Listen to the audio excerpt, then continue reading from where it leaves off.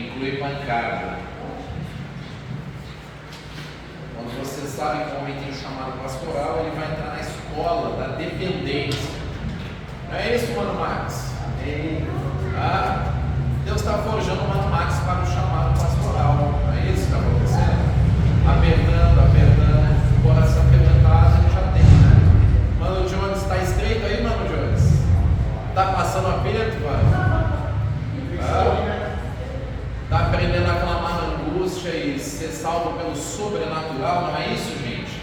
Mano Wagner, é assim ou não é? É assim. A gente quer fazer de um jeito. Deus, você está na minha escola, sou eu que decido o dia da prova e qual é o conteúdo, entendeu? É assim que funciona. E aí Deus vai apertando. Antes de eu entrar na mensagem, eu quero orar pelas famílias. Vamos ficar de pé. A gente cantou aqui, é assim que eu luto minhas guerras. Olha a sensação do compositor da música. Parece que eu estou cercado. Você sente que está cercado? Às vezes não parece nas visões e nos sonhos noturnos que tem mais demônio agindo do que Deus agindo? Não parece? Por que será que Deus prefere nos mostrar o inimigo agindo do que ele agindo? Não quer dizer que ele não está agindo, né? A gente fica tão deslumbrado com a unção, com o céu, com os anjos, todo mundo quer ser arrebatado, mas Deus fica mostrando o diabo agindo e a falta de caráter das pessoas. É assim ou não é? E aí a gente fica pensando, cadê Deus? Todo mundo é mau, será? Mas são fases onde Deus está te ensinando que existe um mal no mundo. As pessoas não têm o caráter do servo de Deus. Coisas que a gente não seria capaz de fazer, elas são. E assusta a gente descobrir o mal que o ser humano é capaz de fazer. Pessoa que come do seu lado, você está cuidando, está ajudando, está desejando mal, está fingindo que é seu amigo para ouvir os seus segredos de sucesso, mas na verdade está competindo com você, sentindo inveja. Ela diz que Deus te abençoe, mas se sente mal quando Deus te abençoa. Já viu isso? Acontece, né? Mas para todas essas coisas existe o sangue de Jesus. Aí a gente olha o salmista lá no Salmo 73 e diz: Senhor, por que o ímpio prospera? E o salmista chega a dizer: quando eu vi o ímpio prosperando e o justo sofrendo, quase que eu me desviei. Ele diz: até que eu atentei para o fim deles. Eles vão rindo e comemorando a vitória do mundo até o fim deles, que é terrível. Mas o Senhor tem um jeito de trabalhar com a gente. Tem hora de apertar, tem hora que o suprimento é sob medida, mas tem uma hora que vai ser sem medida e vai transbordar. Então quem é fiel no pouco vai transbordar e vai poder ajudar muito mais pessoas lá na frente. Nós temos passado guerra aqui nos irmãos, as famílias têm passado guerra, mas é porque Deus tem coisas incríveis para nós. Guarde isso, permaneça fiel, não negocie sua motivação, sua alegria. Nós temos algo aqui muito precioso. Eu conheço gente que saiu de igreja, um monte de gente, que diz assim: eu não consigo mais congregar, eu não acho um lugar onde as pessoas estejam restaurando pessoas que sofreram. Meu amigo de trabalho, ele dizendo assim: as pessoas pedem que eu abra um negócio, que eu abra uma igreja, alguma coisa assim, e eu não tenho chamado, e eu fico procurando onde ir levar esse monte de gente, e eu não encontro alguém que viva para cuidar de quem que se machucou. Sabe que você acabou de encontrar. É isso que a gente faz.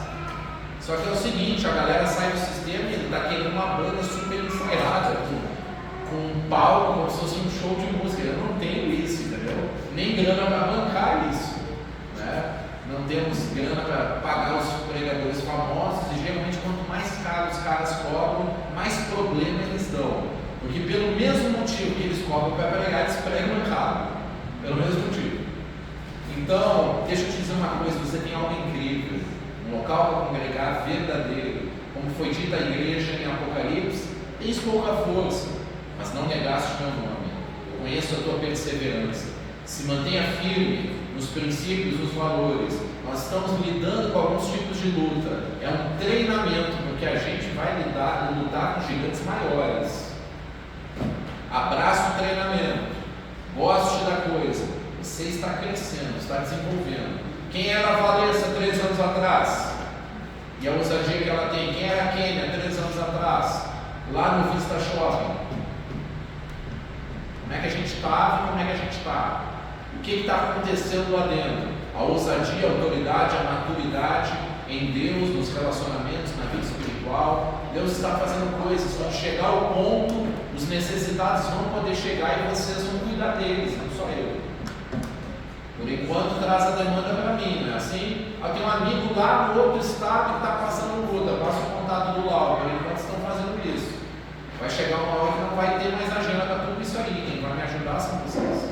Estamos crescendo, estamos desenvolvendo. Nós temos coisas preciosas, queridos. Olhem com os olhos de Deus. Coisas incríveis vão acontecer. Amém? Pedir para você ficar de pé para a gente orar. Levante suas mãos, eu quero que você ore pelas suas guerras, pela sua família, pelo seu cônjuge, pela saúde espiritual dos seus filhos. Comece a entrar em guerra aí, não espere por mim não. Comece a apresentar diante de Deus a sua vida, os seus filhos, os pecados que batem à porta da tua casa. Comece a pedir para Deus discernir, tirar os invejosos, os puxadores de tapete, para Deus fazer justiça nas portas que Ele tem que abrir, nas portas que você entrou, na sua vida financeira, nos seus celeiros, naquilo que é promessa de Deus e está parado, porque tem gente parasitando a vitória. Comece a orar para Deus tirar os impedimentos do caminho, tirar os bloqueios nas relações familiares, para Deus te justificar onde você está sendo difamado, onde estão falando contra você injustamente, para Deus tirar quem não é para estar, a fim de que a vitória possa chegar na sua vida, definitivamente. Que os parasitas saiam. Que o Senhor renove as nossas forças, renove o nosso corpo, a nossa alma. Que o Senhor nos dê vitalidade pelo seu Espírito Santo. Que os dons espirituais venham nos revestir de poder para fazer a obra de Deus. Que venha visão e revelação. Que venha autoridade para curar, para ministrar em todos os lugares. Em nome de Jesus. Em nome de Jesus. Sabe que uma das coisas que eu considero vitória para nós aqui, irmãos, é se cada um de vocês me disser: tem culto na minha casa, a gente prega, a gente louva, a gente ora junto em família, mas está transbordando, então eu estou fazendo também um dia por semana lá no meu trabalho, estou fazendo um dia por semana lá na faculdade, estou juntando pessoas, e quando alguém tem unção, meu amigo, as pessoas vão até você. Você vai ser um restaurador de veredas para morar, como diz Isaías, um restaurador de pessoas. Deixa transbordar aí, abre a tua boca com ousadia. Eu quero que Deus te use, quero que Deus te use com autoridade e com poder. Quem põe a mão na obra não sai dela cansado. Esse sofisma tem que cair. A gente fica cansado de fazer entretenimento bobo. Quem bota a mão na obra recebe unção, recebe graça, recebe vida. Depois que eu prego, geralmente eu não consigo dormir em casa, porque a palavra fica pipocando na minha cabeça lá. Eu entro na madrugada, pego meu bloco de notas, começo a ver outra mensagem, outra ligação, coisas mais profundas do que eu consegui entregar. Fica uma vitalidade tão grande que nem sono eu tenho. Quando você é usado por Deus, vem uma alegria, vem uma presença, e é disso que a gente precisa. Vida devocional superabundante e superabundar na obra de Deus, que é a sua orientação bíblica.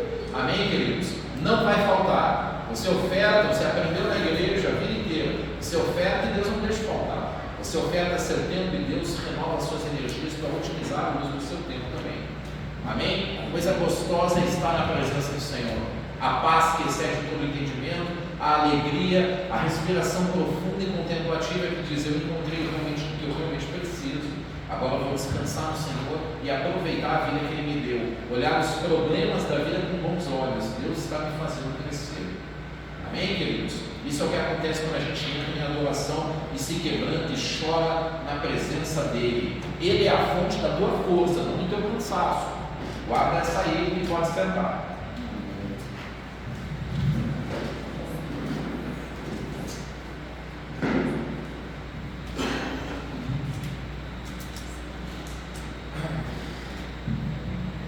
Queridos, quero meditar com vocês uma mensagem que tem como tema os pecados do homem segundo o coração de Deus. Eu vou falar de culpa hoje e vou falar de culpa domingo que vem. Duas mensagens completamente diferentes, são dois ensinamentos importantes.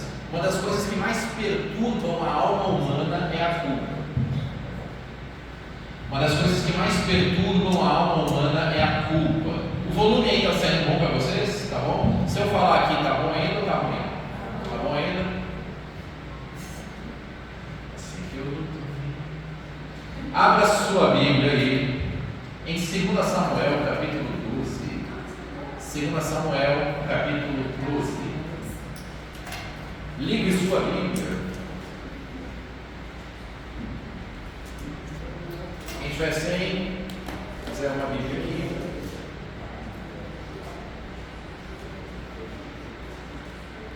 Tá vendo?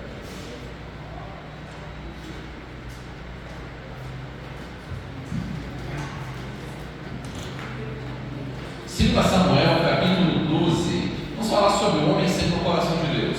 Tema da mensagem, anota aí, pessoal do marketing: os pecados do homem segundo o coração de Deus. Diz assim a palavra do Senhor em 2 Samuel, capítulo 12, verso 1. E o Senhor enviou Natã a Davi. E apresentando-se ele a Davi, disse-lhe: havia numa cidade 2 homens, um rico e outro pobre. Ele está contando uma historinha, né? O rico possuía muitíssimas ovelhas e vacas, mas o pobre não tinha coisa nenhuma senão uma pequena cordeira que comprara e criara, e ela tinha crescido com ele e com seus filhos. Do seu bocado comia, do seu copo bebia, e dormia no seu regaço, e a tinha como filha. E vindo um viajante ao homem rico, deixou este de tomar das suas ovelhas e das suas vacas para assar para o viajante que viera a ele, e tomou a cordeira do homem pobre e preparou para o homem que viera a ele. Então o furor de Davi se acendeu em grande maneira contra aquele homem, e disse a Natã: vive o Senhor, que digno de morte é o homem que fez isso, e pela cordeira tornará a dar o quadruplicado, porque fez tal coisa e porque não se compadeceu. Então disse Natã a Davi: tu és este homem. Assim diz o Senhor Deus de Israel: eu te ungi rei sobre Israel, e eu te livrei das mãos de Saul, e te dei a casa do teu Senhor, e as mulheres do teu Senhor em teu seio, e também te dei a casa de Israel e de Judá, e se isto é pouco, mais te acrescentaria tais e tais coisas. Por que, pois, desprezaste a palavra do Senhor, fazendo mal diante dos seus olhos? A Urias, o Eteu, feriste a espada, e a sua mulher tomaste por tua mulher, e a ele mataste com a espada dos filhos de Amon.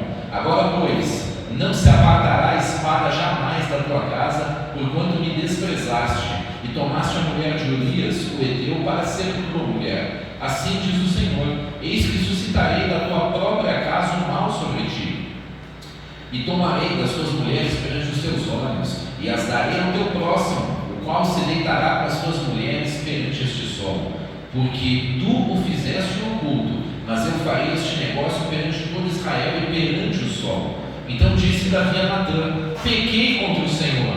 E disse Natã a Davi: também o Senhor perdoou o teu pecado, e não morrerás. Todavia, porquanto com este feito deste lugar sobremaneira a que os inimigos do Senhor blasfemem, também o filho que te nasceu certamente morrerá. Então Natã foi para a sua casa, e o Senhor feriu a criança que a mulher de Urias dera a Davi, e adoeceu gravemente. E buscou Davi a Deus pela criança, e jejuou Davi, e entrou e passou a noite prostrado sobre a terra. Então os anciãos da sua casa se levantaram e foram a ele, para o levantar da terra, porém ele não quis, e não comeu pão com eles. E sucedeu que ao 7º dia morreu a criança, e temiam os servos de Davi dizer-lhe que a criança estava morta, porque diziam: eis que, sendo a criança ainda viva, lhe falávamos, porém não dava ouvidos à nossa voz. Como, pois, lhe diremos que a criança está morta, porque mais lhe afligiria?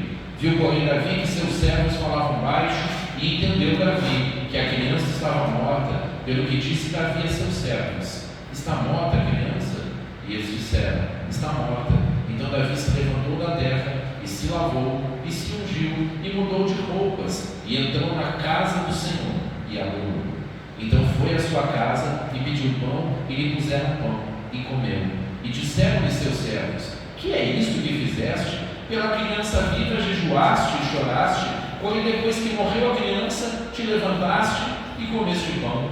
E disse ele: vivendo ainda a criança, jejuei e chorei, porque dizia: quem sabe se Deus se compadecerá de mim e viverá a criança. Porém agora que está morta, por que jejuaria eu? Poderia eu trazê-la à volta? Eu irei a ela, porém ela não voltará para mim. Então consolou Davi a Betseba, sua mulher, e entrou a ela, e se deitou com ela, e ela deu à luz um filho, e deu-lhe o nome Salomão, e o Senhor o amou. Quero que você aplauda a palavra do Senhor. Tema da mensagem: os pecados do homem segundo o coração de Deus. Por que esse homem é segundo o coração de Deus? Não apenas porque Deus o escolheu, mas porque ele tem posturas de consultar a Deus e obedecer a Deus. Era a função do rei ser guiado por Deus. O rei verdadeiro, como verdadeiro líder, da forma como falamos aqui sobre o que o Marcos comentou, é que o líder entende que ele não tem uma carta branca para fazer o que quiser. O líder é aquele que é guiado pelo Espírito Santo, de maneira que Deus é o líder do povo por intermédio dele, visto que Deus não tem um corpo físico para estar lá. Então ele é tratado por Deus. Mas outro aspecto que é o alvo da nossa mensagem é como o homem de Deus lida com a culpa dele. Como é que ele age quando ele está errado, quando ele é confrontado, quando ele é culpado. Então o profeta Natan, para entrar e fazer Davi mostrar que dentro dele já tinha a resposta sobre o quanto ele estava errado, ele conta uma história. E vai falar de um homem que tinha uma cordeirinha que ele comprou, que geralmente é usado como gado, mas ele tinha uma paixão tão grande que ele cuidava, eles comiam juntos, bebiam juntos, e ele dormia agarradinho nela. Era importante para ela como um animalzinho de estimação, ele amava. E o homem rico, quando recebeu um visitante, gente mão furada, mão fechada, é assim, né? Eu abençoo o outro com as coisas dos outros. Vai lá que o Lauro tem, vai lá que o Lauro te cuida, vai lá que o Max resolve. Mas as pessoas não gostam de usar os recursos dela para ajudar os outros. Então, veio um homem passar a noite com ele, disse: vão sacrificar algo para esse cara comer. Pega a cordeirinha única do cara, que eu não vou gastar da multidão do meu rebanho. E aí sacrificou e contou essa história. E Davi disse assim, indignado: esse homem é digno de morte, como ele pode fazer isso? Pague ele 4 vezes mais. Aí você lembra de Zaqueu. Então o Zaqueu diz assim: de todo que eu tomei o que não era meu, eu restituo 4 vezes mais, que era um padrão quando alguém tomasse algo de outra pessoa. Até que Natan vai dizer assim: você é esse cara aí. Eu estava usando uma figura de linguagem para dizer que você, tendo tudo, inclusive várias mulheres, você foi lá e fez aquilo com a mulher de Urias, e para esconder o teu pecado, você deu um jeito de matá-lo com a espada dos seus inimigos. Fez ele acreditar que ele ia para a guerra, o exército ia com ele, e fez todo mundo recuar e deixar sozinho. Eu sempre digo, e não vou me cansar de repetir, uma forma de matar o homem de Deus é fazer ele acreditar que você está com ele e deixar ele sozinho. Ele vai lutar as guerras do povo, as guerras do rei. Sabe o que diz a história de Israel? Os reis iam à frente da batalha. E no texto que nós lemos, antes desse texto, vai mostrar que era de Davi e vai dizer assim: no período em que os reis saem à guerra, estava Davi no palácio. Então ele bota, assim que um líder, quando ele está fora da unção de Deus, é o que o líder faz: ele põe as pessoas para guerrear a guerra dele, ele prospera por meio dos riscos que o povo sofre. Mas o verdadeiro homem de Deus se coloca lá na frente para lutar as guerras de Israel. Por isso o Senhor é o Senhor dos exércitos. Quando Israel pede um rei, eles tinham dito assim: nós queremos ser como as outras nações, que o rei vai à frente nas suas batalhas. Mas então Davi fica no palácio e ele manda chamar Urias para ver se Urias vai coabitar com a sua mulher e forjar que o filho fosse dele. Então Urias, com tal nobreza, ele diz assim: eu não posso entrar na casa e comer e beber e ficar com a minha mulher, sendo que os meus amigos estão na guerra. Olha o nível do código de honra desse cara. Eu não tenho direito de curtir a minha mulher, porque os meus parceiros, os meus pares estão na guerra lá, sofrendo, comendo mal, passando a noite acordado, vigiando uns pelos outros, e eu vou me deitar com a minha mulher? Faz algum sentido isso? Nobreza essa que não escapou. Davi também, por vezes, claro.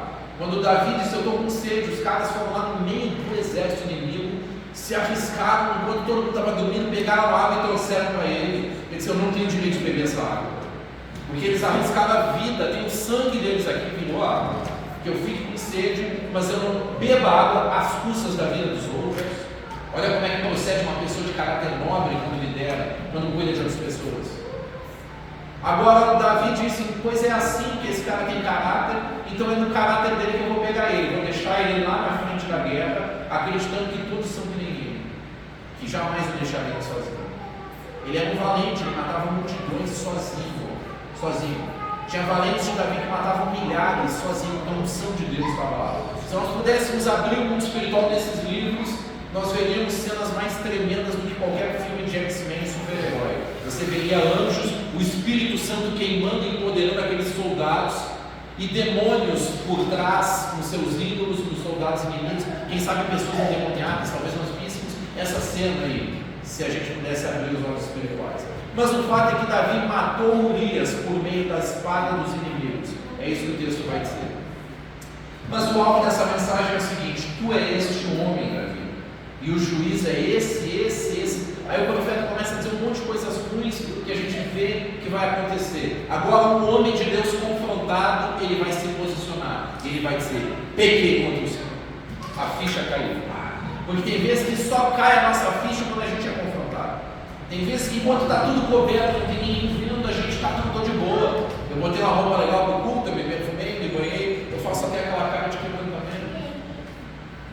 Mas às vezes a gente está lá e precisa que alguém confronte. E o homem de Deus, ele foi confrontado e disse, pequei contra o Senhor. E ele se arrepende e, segundo a lei, o pecado dele era digno de morte. Deus disse, eu te perdoei, você não vai morrer. Mas as consequências virão. Agora Davi nos dá outra posição que ele assume. Diante do juízo de Deus, ele vai assistir um monte de coisas. Primeira coisa que acontece é o filho que vai morrer.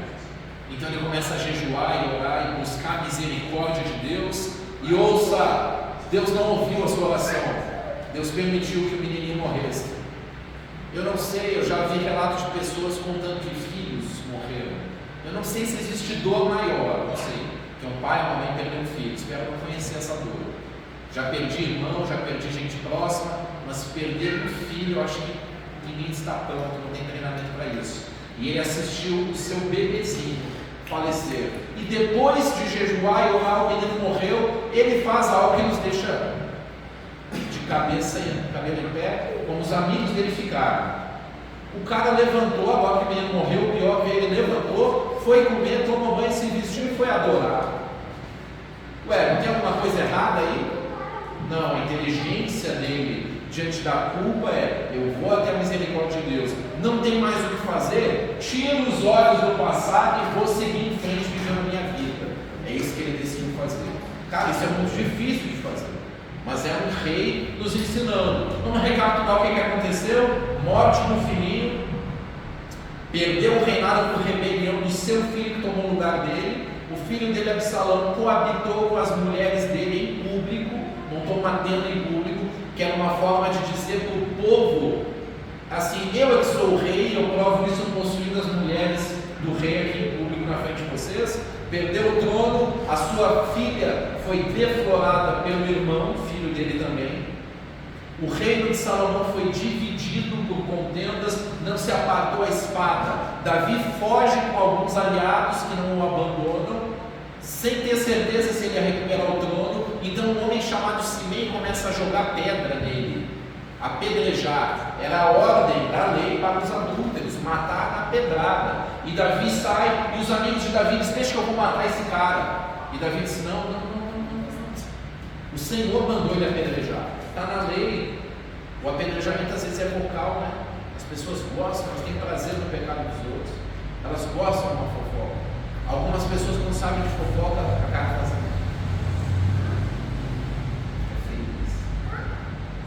O Senhor mandou ele apedrejar. Deixa ele fazer, porque eu errei mesmo. Olha o nível da consciência desse cara. Esse cara vai ser restituído, então, mais adiante, no seu reino, e o seu reino não terá fim, porque da semente de Davi virá Jesus, o rei. Esse é o primeiro pecado de Davi que eu quero falar. Houve um outro pecado em 1 Crônicas capítulo 21, que vai dizer que Satanás se levantou contra Israel. Satanás se levantou. E o que Satanás fez foi incitar o coração do líder, sabe? Existem vários textos na Bíblia que mostram Deus autorizando o diabo a agir por provação e por pecado do líder. Espíritos de engano agem para falsas profecias e falsas revelações para induzir o líder desobediente em erro e morte. Ou então, quando está na posição, o Espírito Santo autoriza um espírito maligno a agir, como foi o caso de Pedro, de Paulo e o sacerdote Josué e Jó. Então são duas circunstâncias diferentes. Satanás se levantou, encheu o coração de Davi e disse: faça o censo de Israel. O que é o censo? É contar o povo. Contavam-se apenas os homens e deduziam-se crianças e mulheres, botando aí mais do triplo do que fosse o número de homens. E então, para que fazer esse censo? Para saber quantos homens de guerra eu tenho para eu ficar firme na guerra. Afinal, é com guerra que eu mantenho meu reino. Então a confiança deles sai de Deus e vai para o tamanho do exército, está entendendo? A dependência, está entendendo, Marcos? Está entendendo, Jones? Está entendendo, Vai? Está entendendo, Rodrigão? A dependência que é necessária para um líder. E aí a lei dizia: quando você for fazer o censo, tem uma forma de fazer, é direcionada por Deus, é mediante sacrifício, quebrantamento, para você não botar sua confiança lá. É assim que dizia. Aí Davi disse: vamos contar o povo. E o general disse: cara, não faz isso. Para que você vai fazer isso? O povo está aí, a gente já tem. Davi obstinadamente mandou, e o general dele foi lá e contou, e nem contou todo mundo, porque ele estava se sentindo mal com o que ele estava fazendo. Aí veio a palavra do Senhor. Aí Deus vai levantar o profeta para conversar com ele, porque isso foi mal aos olhos de Deus. E aí o que vai acontecer? Deus disse assim: por que você contou o povo? Eu não prescrevi como é que era, assim, assado. Agora no juízo que vai vir sobre você, 1 Crônicas 21, versículo 8, Deus disse e Davi reagiu. Então disse Davi a Deus: gravemente pequei em fazer esse negócio, porém agora ser servido de tirar a iniquidade do teu servo, porque eu procedi muito loucamente. Olha o homem confessando seu pecado aí. Eu agi que nem louco, Davi está falando. Ele não ficou se defendendo, não. Ele não ficou dizendo para as pessoas lá do não, na verdade eu não errei, isso aqui é porque os nossos pais pecaram, como Israel costumavam fazer. Não, ele foi lá e assumiu. Aí Deus disse assim: vou te oferecer 3 opções para você colher as consequências do teu pecado. Eu te perdoei, não há condenação, o inimigo não pode te acusar, mas existem consequências do que você fez. 3 opções Deus deu. Gente boa, né? O cardápio de juízos. Vamos lá: 3 anos de fome sobre a sua terra, 3 meses perdendo guerras com os seus inimigos, já que você confia no seu exército, 3 dias de espada do Senhor mediante a peste. Recapitulando, na lei dizia assim: quando o povo se entregava ao pecado, 3 formas de Deus julgar: fome, peste, guerras. A terra não produz, as doenças vêm e Deus levanta inimigos. Deus levanta inimigos de fora e de dentro contra o líder rebelde. No sistema pentecostal, qualquer discordância é rebeldia, né? Mas a Escritura mostra em vários exemplos mais rebeliões do líder do que do povo contra o líder. E Deus levanta rebeldes no meio do povo para repreender esse líder. É isso que mostra no texto bíblico. Então Davi vai lá e diz assim: o profeta Gade confrontou ele, da outra vez foi Natan, dessa vez foi Gade. E Davi disse assim: estou em grande angústia, caia eu, pois, nas mãos do Senhor, porque são muitíssimas as suas misericórdias, mas que eu não caia na mão dos homens. Ou seja, não quero a guerra, porque Deus, quando ouvir meu clamor, Ele pode me livrar, né? Ele pode agir, como agiu em outras situações. O que vai acontecer, minha gente? 70 mil homens morreram. Pesado, né? Eu peguei 70 mil homens morreram. Imagina, mano, Marcos, tu vai lá fazer o evangelismo e tu vê um cara que não tem nada a ver contigo, tu chora lá por causa dele. Imagina se 70 mil pessoas morrerem por tua causa, pelo teu pecado. Porque a gente, eu e você, não tratamos bem esse negócio aqui. Olha aqui para mim, vocês têm chamado. Nós não temos o direito de brincar com as coisas de Deus. Não é brinquedo. Isso aqui não é nosso entretenimento. Isso aqui é a coisa mais séria que a gente faz. Rodrigo, isso aqui é mais sério que o teu trabalho, que eu sei que você leva a sério. Construir isso aqui é mais importante que construir a sua casa. É mais importante isso aqui do que o nosso trabalho. porque tem a ver com as coisas do Senhor. Eu não estou dizendo para você deixar a família de lado para ficar 24 horas na igreja. A gente não sobrecarrega pessoas, não. Aí Deus mandou um anjo para destruir Jerusalém. E Davi e os anciãos estavam prostrados de pano e saco. Deus abriu a visão deles e eles viram o anjo para destruir.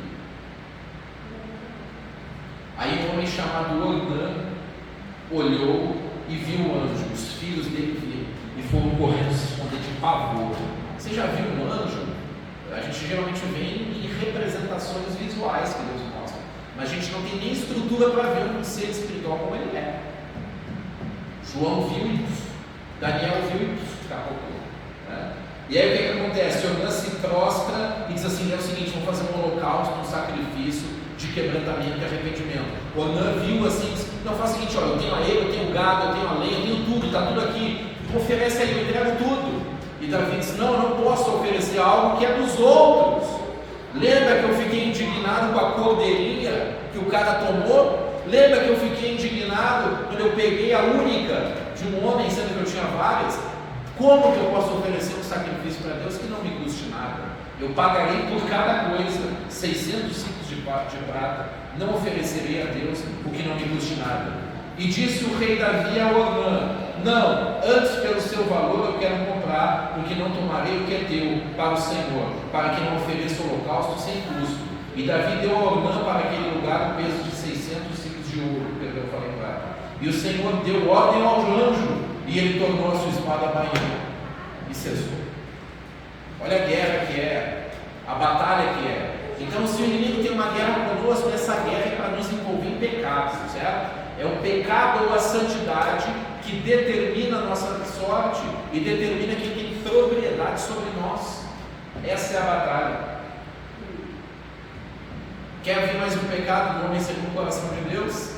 Davi está de boa, de paz com seus inimigos. Deus já deu alívio das guerras, a coisa está dando certo, está prosperando. Davi olha assim, pô, está cheio de riqueza, o que eu vou fazer com essa riqueza? Aí ele olhou para a casa dele e disse: eu habito numa casa de cedro, e Deus ainda habita no tabernáculo da época de Moisés.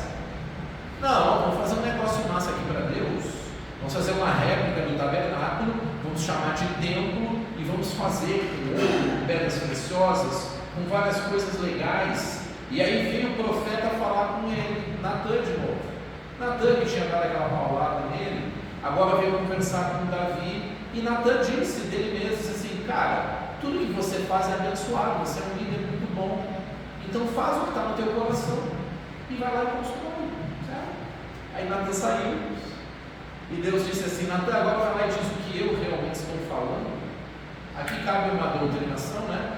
Um homem que tem dom de profecia, uma mulher que tem dom de profecia, ele precisa deixar claro quando ele está dando palpite, opinião, sugestão, indignação, e quando Deus está falando. Não aproveite uma coisa que Deus está falando para botar o dedo na cara e fazer as coisas serem do seu jeito. Fecha parênteses. Vai lá e diz as coisas que eu realmente estou falando. É o seguinte, Davi, tu não vai construir coisa nenhuma, porque a tua mão é cheia de sangue das guerras e glorias. Combinado? Outra coisa, eu não pedi para você construir uma casa para eu morar, porque nem os céus dos céus me contêm, certo? Eu não posso habitar num templo feito por mãos humanas. Habito no templo feito pelas minhas mãos, que são os céus dos céus e as pessoas que eu fiz do pó da terra com as minhas mãos em Adão. Está compreendendo? Agora, já que o teu coração está legal, a gente pode combinar. Você constrói um lugar, a exemplo de como é o tabernáculo, com um átrio, com um santo lugar, com um santíssimo lugar, com os mesmos utensílios, para fazer o serviço cultico como era naquela época. Quando as pessoas orarem nesse lugar, eu vou ouvir, combinado? Mas, se vocês deixarem a minha palavra, eu trago os inimigos e vou destruir tudo. Você sabe que isso aconteceu no mínimo 2 vezes. Agora é o seguinte, Davi, você não vai construir. Quem vai construir é o filho que virá dos teus lombos. Que no mundo natural é Salomão, e o mundo espiritual é o filho de Davi, Jesus, que nos construirá a casa eterna para nós habitarmos, o templo que não tem fim. Este é o verdadeiro filho de Davi, certo? Então essa foi a repreensão feita a Davi, não tão grave quanto as anteriores, mas Davi aceitou a repreensão construiu tudo que era necessário para deixar esperando Salomão, e disse: agora faz a sua obra, Salomão, seja homem, constrói, reina e faz tudo que já está aqui, o ouro, já está aqui a madeira, já estão aqui todas as coisas necessárias, faça o seu melhor. Curiosamente, o templo que um cara faz leva o nome dele, é o templo de Salomão, mas isso é assunto para outro dia. E o último pecado que eu quero falar, para a gente fazer as aplicações necessárias, é de Davi na história de Abigail e Nabal. Tivemos já uma pregação inteira sobre isso, então não vou me delongar demais. Então, Nabal é um homem que tinha muitas ovelhas, casado com uma mulher virtuosa chamada Abigail. Nabal era um cara de Belial, um homem mau caráter, que não ouvia ninguém, soberbo, arrogante e agressivo e muito próspero. Quando Davi estava fugindo de Saul nas perseguições e lutando as guerras do Senhor, mesmo sem ser rei, lutando as guerras do Senhor mesmo sem um cargo, lutando as guerras do Senhor mesmo sem cargo, então ele protegeu Nabal e o seu povo com o seu exército. Acontece agora que Davi está precisando de ajuda e manda uma mensagem para Nabal e diz: lembra de mim, sou Davi, aquele que cuidou do seu povo. Estamos precisando de necessidade, não quero que você se incomode, aquilo que tiver à mão, já que ouviu-se falar que Nabal estava tosqueando as suas ovelhas, então aquilo que tiver à mão, nos dá qualquer coisa que você puder. E Nabal diz assim: quem é Davi? Não estou sabendo de Davi não, é ingratidão do cara, não estou sabendo de Davi, tem muitos servos fugindo do seu Senhor e eu não tenho obrigação de dar o que é meu para você. Aí a notícia chega para Davi, Nabal está aqui, alcoolizado. E Davi diz assim: vive o Senhor, que nele não vai amanhecer vivo nem ninguém da casa dele, porque essa ingratidão ele vai pagar com a vida. Então Davi já estava preparado, e uma mulher sóbria, sábia, Abigail, ficou sabendo o que estava acontecendo, e ela disse: não contém nada para Nabal, que ele é um homem cujo nome, o significado é homem sem entendimento. Então ela pegou um monte de alimentos, comida e presentes e veio se humilhar diante de Davi, e com aquela atitude humilde ela repreende Davi com toda a sabedoria que só uma mulher profundamente usada por Deus consegue fazer.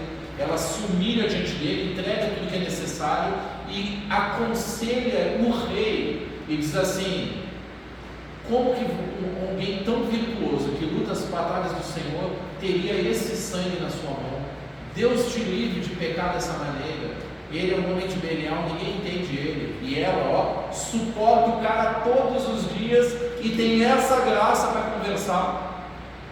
Eu já vi casos que a mulher comemoraria de saber que alguém ia dar um couro no maridão dela. Mas fecha esse parêntese.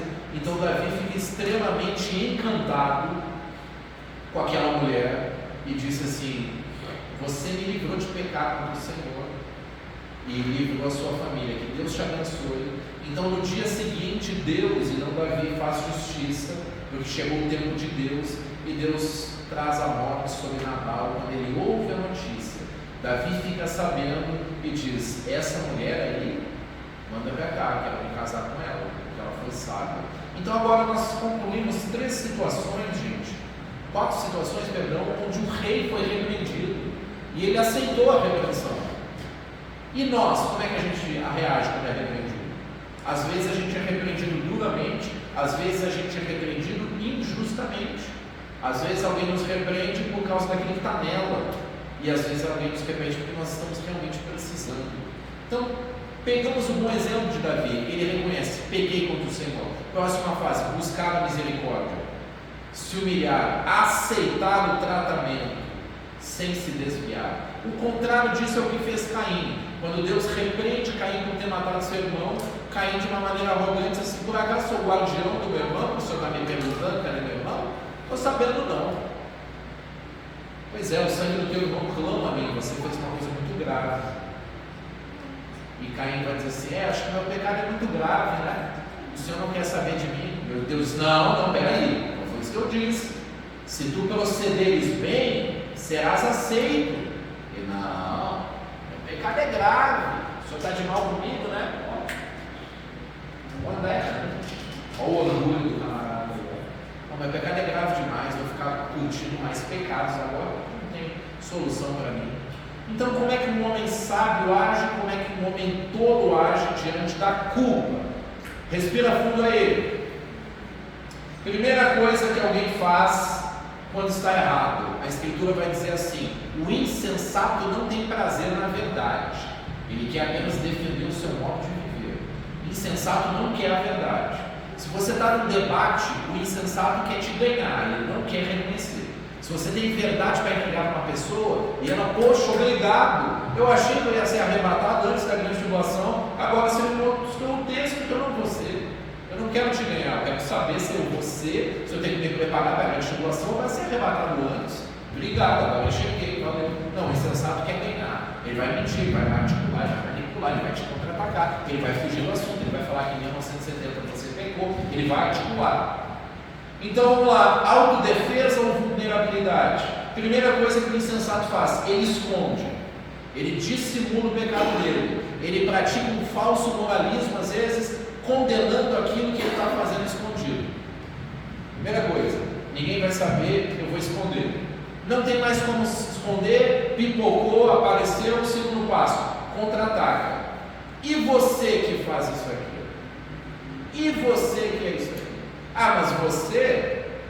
E aí fica aquela coisa, eu não vou nem ouvir, nem vou tratar desse assunto com ninguém, porque eu consigo te acusar de coisas também.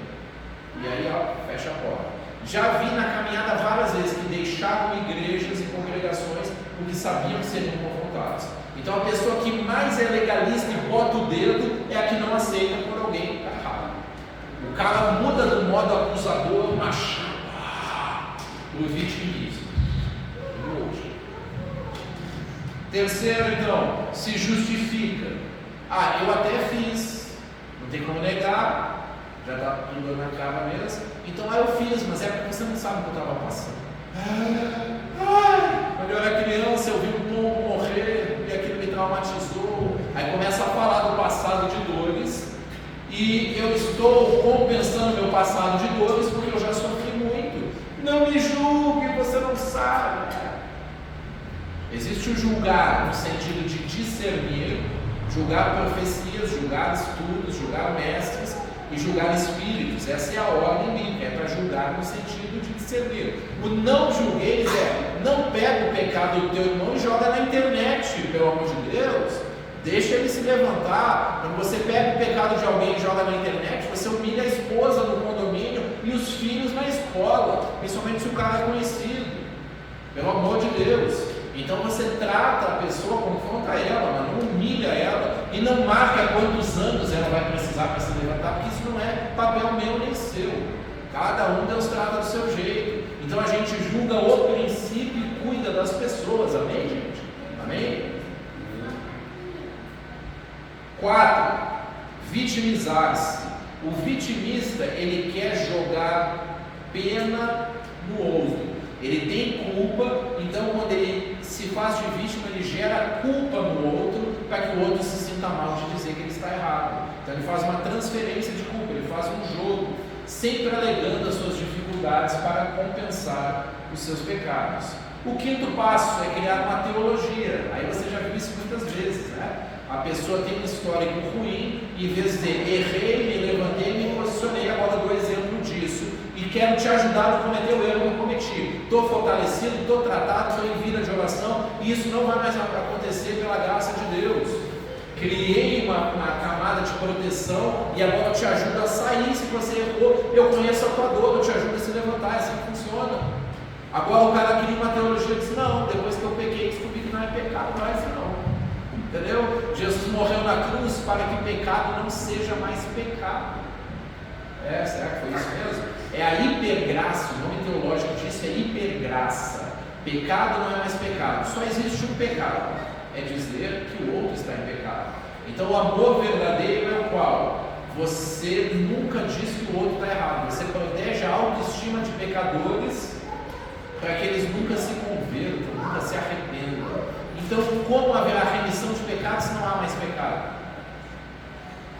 E aí acusam-se os crentes que pregam a Escritura completa de legalista. É assim? Tem um legalista. O legalista cria pecados que a Escritura não criou. Ele está sempre condenando todo mundo. E tem o liberal, que está sempre dizendo que coisas da Bíblia não são pecado. Ele é liberal nas áreas de pecado que ele quer pecar. Um acusa o outro, sabe? E nós estamos aqui no meio, no equilíbrio. Pecado é o que a Bíblia diz que é pecado. Antes de pecar no seu comportamento, pecado é uma natureza que nós temos.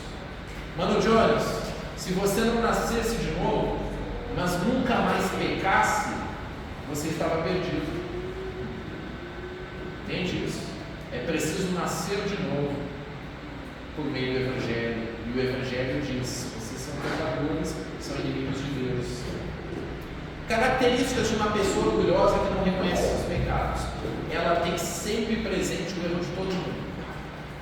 Uma metralhadora, ela não tolera nada. Ninguém pode errar na sua presença. Tudo vira comentário, vira falatório, vira fofoca. Se é galera da internet, vira vídeo.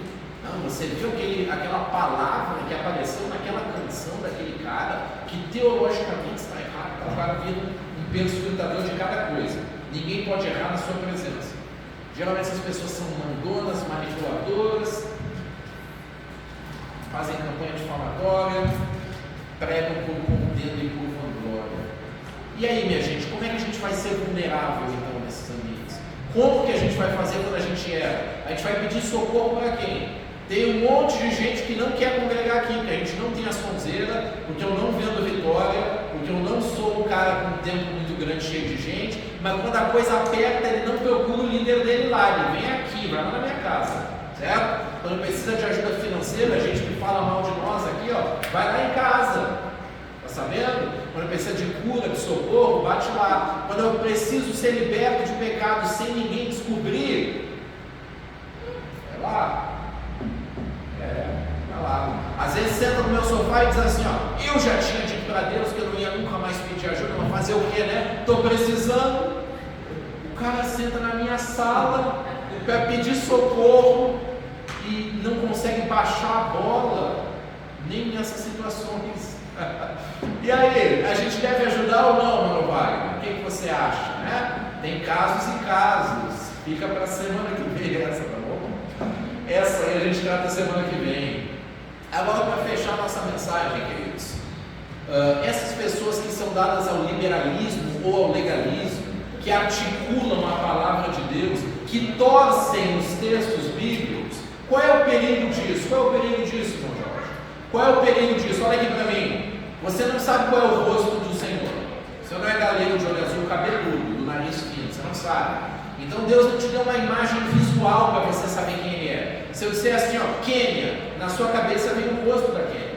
Mas se eu disser Deus, você não tem que pensar no rosto de Deus. Qual é a imagem e semelhança de Deus então? É o caráter dele que está na palavra. Quando alguém altera a palavra, o caráter do princípio da palavra, altera o caráter dele. Entende isso? E nós que adoramos esse ser com caráter torcido, nos tornamos imagem e semelhança dele. Quando você adora um Deus que tem um caráter diferente do bíblico, você está adorando a quem? Se eu altero o caráter do Deus que eu prego, eu estou adorando outro cara. É idolatria. Se eu adapto a doutrina para que eu tenha mais pessoas e deixe os pecadores à vontade, então eu estou botando o povo para adorar um ídolo. Exemplo, o povo adora o Deus da prosperidade, o Deus que faz coisas acontecerem na vida financeira em troca de dinheiro e barganha. O nome dele é Mamon e o povo fica chamando ele de Jesus, mas ele não é Jesus. Se você chegar lá nos índios que adoram o Tupã e disser assim, ó, a Bíblia diz que Jesus é o sol da justiça, isso pode ser uma ponte hermenêutica para você encontrar na realidade deles uma forma de dizer que Jesus é a luz do mundo. Agora olha aqui para mim, se o povo adorar ainda o astro chamado Sol e mudar o nome de Tupã para Jesus e continuar com as mãos para cima para o Sol, ele se converteu? Ele só está chamando o Sol de Jesus, né? Agora, se ele achar que o nome do Salvador bíblico é Tupã por ignorância, afinal a gente não sabe se é Jesus, se é Yeshua, se é Yahweh, a gente não sabe pronunciar o tetragrama. Mas a gente erra a pronúncia, mas adora Deus com os princípios bíblicos, a gente está de boa, viu? A gente está bem. Você não tem que saber exatamente a pronúncia, nem os judeus sabem, tá bom? Então como é que se adora a Deus? Deixa eu te dizer. A Escritura diz, se você guarda os mandamentos, Quem guarda os mandamentos tem o Espírito. Quem não guarda os mandamentos não o ama, não tem o Espírito. Quem tem o Filho tem a vida. Quem tem os mandamentos tem o Filho. Quem não tem o Filho não verá a vida, mas sobre ele permanece a ira de Deus. Qual é o nosso discernimento então? Uma seita altera a palavra e te coloca debaixo dessa demoníaca. Por isso Paulo diz: nos últimos tempos virão doutrinas de demônios. As pessoas terão comichão nos ouvidos e não suportarão ouvir a verdade que fala da culpa.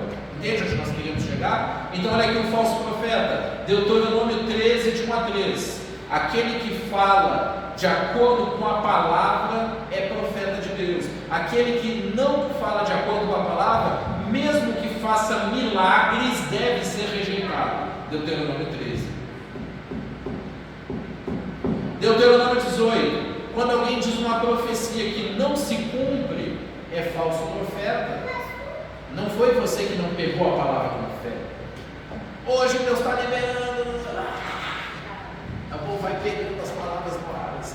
E nem o programa Topar Tudo por Dinheiro do Silvio Santos, jogava um avião sem dinheiro e a galera pulava para pegar, o povo fica pegando. Mas não se cumpriu. Você não teve fé, porque é seu. Mas a Bíblia diz que se não se cumpre, Deus não enviou. Deixa eu te dizer mais. Na lei vai dizer assim, se um profeta falso vier enganando, torcendo a minha palavra, olha o que Deus está falando, hein? E as profecias dele se cumprirem, o que você deve pensar? Antes de eu te dizer o que deve pensar, Paulo está chegando na cidade, a moça com o espírito de adivinhação olha para ele e se diz assim, esses homens são servos do Deus vivo, verdade, que vos anunciam o caminho da salvação, verdade. Aí Paulo olha, tem um discernimento de espíritos e diz: filho do diabo, não cessará de perverter os retos caminhos do Senhor? Expulsou o demônio, ele disse a verdade. E aí, voltando então, se o Senhor mandar alguém que prega contra a palavra dele, mas as profecias se cumprem, o Senhor diz assim: sou eu te provando, para ver se você vai guardar minha palavra, porque antes de profecia e revelação pessoal, é a palavra de Deus. Não é você com seus sonhos e experiências pessoais que discerne a Escritura. A Escritura que discerne teus sonhos, visões e revelações pessoais. Sacou? A palavra é a base de tudo. E a palavra que te leva ao arrependimento. 1 Tessalonicenses 5. Não despreze as profecias, mas provem os espíritos que procedem de Deus. Prove a doutrina e os mestres. Mateus 7, 15 a 16. Nem todo que me diz Senhor, Senhor entrará no reino. Virão falsos profetas, pelos frutos conhecereis. Agora olha o falso profeta dizendo assim, olha os nossos frutos, olha o tamanho desse prédio que eu conquistei com a tua grana, te enganando, fazendo você barganhar com Deus. Eu banco os pregadores famosos, os músicos famosos, e você vem aqui por causa deles, e eu digo, se você me honrar, você prospera. Se você me der a grana, você prospera. Então olha como eu sou de Deus. É mesmo, ele tem a unção da prosperidade. A unção da prosperidade dele está no teu bolso, cara. Como a de Jacó foi parasitada por Labão. Raciocina um pouco. Aí ele olha para o trabalho como nós e diz, isso aí não é de Deus. De Deus é você produzir para mim, que tem uma unção. Mas ali, porta larga, falsas doutrinas, cultura de honra humana, evangelho falso da prosperidade, que a Bíblia diz, se até um anjo aparecer para ensinar outro evangelho de alguma coisa, como é o da prosperidade, seja maldito ou anátema. Largue a porta, entende isso, gente? Mas essa galera vai para lá por quê? O outro texto bíblico diz, 2 Timóteo 4, nos últimos tempos os homens não suportarão ouvir a verdade, terão como comichão ouvir, eles não querem ouvir que está em pecado, que não pode amar o mundo. Não, eles se amontoarão de mestres e pastores segundo suas próprias concupiscências. Alguém que vai dizer para eles que está tudo bem, viver em pecado de adultério, fornicação e homossexualidade. Está cheio aí, minha gente. A lei vai virar daqui a pouco, e o que eu faço aqui vai virar crime. A galera já sabe, eles andam com os políticos, eles já estão abrindo as portas. Eu não tenho nenhum problema se você não nascer de novo. Fique no seu pecado, desde que você venha aqui, porque isso é a minha medida de sucesso. Você vem, você me entrega a grana, você me entrega a honra, e a gente vai fazer o negócio crescer, e canta bonito para Jesus, dá um glória aí, crente, é assim que funciona. Aí você confronta essas pessoas, o que acontece? É uma guerra, é uma guerra. Batalha espiritual, batalha política, às vezes até homicídios, certo, minha gente? Então, como é que a gente faz quando a gente está errado? Como que a gente faz? A gente aceita o confronto da palavra de Deus? A gente fica desconfortável com isso? A gente gosta de ouvir? Ou a gente quer ficar de boa? A postura que eu assumo diante da disciplina de Deus é a chave. E aqui a gente fecha a mensagem. A disciplina, quando vem, ela causa angústia, mas depois ela produz um fruto. Qual é o fruto? O caráter de Deus que é descrito na palavra. O caráter de Deus. E aí sim, você começa a dar frutos para a obra de Deus? Sim. Começa a dar fruto para a obra de Deus. Fruto verdadeiro. Novo nascimento, santificação, conversão, lares restaurados. E não uma palavra que te enche de motivação para sair correndo atrás da grana e do mundo, aquilo que Jesus mandou você não amar. Tem ambientes que vão ensinar a amar o que Jesus ordenou para você não amar. Qual é o grande lance, gente? O grande lance é acertar a medida, sabe? Quanto que eu tenho que trabalhar para sustentar minha família e quanto que eu tenho que dar de dedicação para a obra do Senhor? Quanto que eu tenho que socorrer o cara necessitado e quanto que eu tenho que cuidar da minha vida? Como eu acerto essa dose? É difícil acertar essa dose. É muito difícil, porque é muito subjetiva essa interpretação. Então, sobre esses detalhes e mais profundamente, a gente vai conversar domingo que vem. Por que a gente vive com tanta culpa, né? Por que a gente erra tanto nos relacionamentos, primeiro com os pais, com os professores, com os patrões, na igreja, com os líderes espirituais? Por que a gente erra? Sabe por quê? Porque a gente aprende a se relacionar quando criança com as pessoas. A minha mãe me ensinou a me relacionar com ela. Meu pai me ensinou a me relacionar com ele. A vida dele diz assim, ó, quando você erra é assim, quando você não faz o que eu quero é assim, quando você não me dá um abraço, eu digo, eu faço você se sentir culpado porque não me deu o abraço. E agora você sabe que para me agradar você tem que fazer o que eu quero. E a vida vai ficando desse jeito. E as relações vão ficando doentes. E aí a gente tem um tipo de culpa que não é assim, essa mesma culpa. Tem a culpa do pecado, tem a culpa que alguém bota em você também, para te condenar, para te manipular, para jogar na situação. Então a gente fica meio na dúvida, quanto que eu faço, o que eu faço e como eu faço. Mas para hoje, quando a palavra de Deus te confronta, quando o Espírito Santo vem, quando você acorda de madrugada e pensa na sua vida, já aconteceu com você? Você acorda de madrugada e pensa na sua vida, cara, o que eu estou fazendo? Será que é isso mesmo? Quando você lembra daquele projeto de Deus, ele está engavetado, ele está parado, porque você está gastando tempo fazendo o que não deve. Isso tem que te incomodar. Você tem que viver com a consciência clara do que realmente você deve fazer. E enquanto você não faz o que deve fazer, você está fazendo o que? Geralmente alguma coisa errada. Quando os reis saem à guerra, estava Davi no palácio. Entendeu? A vida devocional, às vezes, é bloqueada por uma culpa ilegítima. E essa sensação de culpa ilegítima é compensada com culpas legítimas, com pecados. Aí vem a mundo espiritual para cima, te condenando. Vamos ficar de pé então, minha gente? Aleluia.